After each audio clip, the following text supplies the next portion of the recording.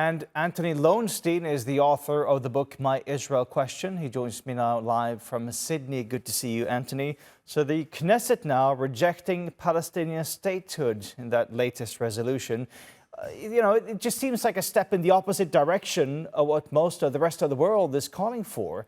What's your take? Will this effectively block any hopes of a future Palestinian state?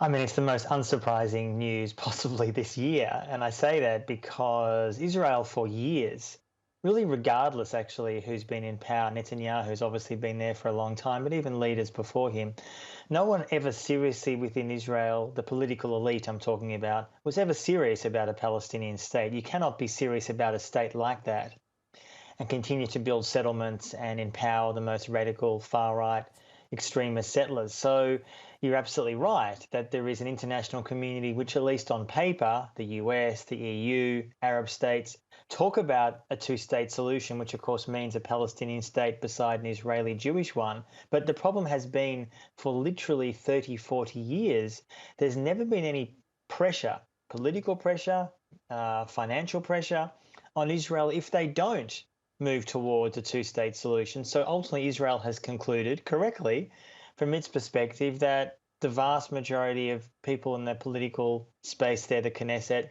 don't support a two-state solution, don't even support Palestinian self-determination, do not support Palestinians having equal rights. And I fear that even that decision, when Netanyahu is about to go to Washington next week, will have zero impact on the US and the EU, who continue to believe delusionally that, yes, if we only talk more, there'll be a two-state solution. It's over. It's not going to happen. Okay, so what's it gonna take then for a two-state solution to actually happen? I mean, I would argue, as I have for years, and I'm not alone in saying this, that there will be no two-state solution. It's over. The window closed if it was ever open years ago. The only option Israel has is twofold. One, the status quo, which essentially is apartheid.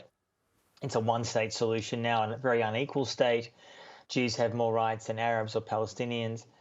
Or a one-state solution, which is something I've advocated for a long time, which is a democratic state where Jews, Palestinians, Muslims, atheists, whoever you are, can live equally. Now, that feels a long way away now. No doubt that's true. But at the moment, Israel is sort of running head first over a cliff towards annexation of the West Bank and full-blown apartheid. And there's going to come a point where the US, or probably more states in the global south, decide the only way to pressure Israel, as Israeli and Palestinian friends of mine have said for years, is with international pressure. That means boycotts and sanctions and divestment. Like with South Africa years ago during apartheid, the only thing Israel will understand is that kind of pressure. And I think the last 9 months of the genocide in Gaza has shown that Israel does not see any red lines. No one's putting any pressure on Israel in a serious way to actually change that equation. So the official death of the two-state solution, which was, I guess, called today in the Knesset, needs to also be accepted in Washington and Brussels, because that's where international pressure can really start.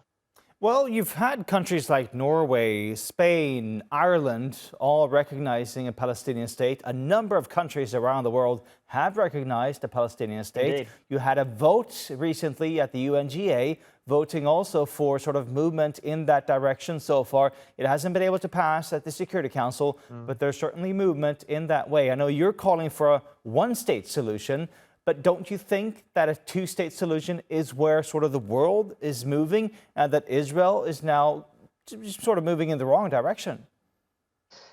I mean, you're right that there are a number of European states, and frankly, if you ask the majority of official states around the world, the UN votes and others, they will say, yes, a two-state solution, but they've been saying that for 40 years. There has to come a point. And again, ultimately, this is a decision to be made by Israelis and Palestinians, not to be made by me, even though I'm Jewish, but ultimately this has to be decided by people there. There's no question in the end it's their choice, not mine, of course.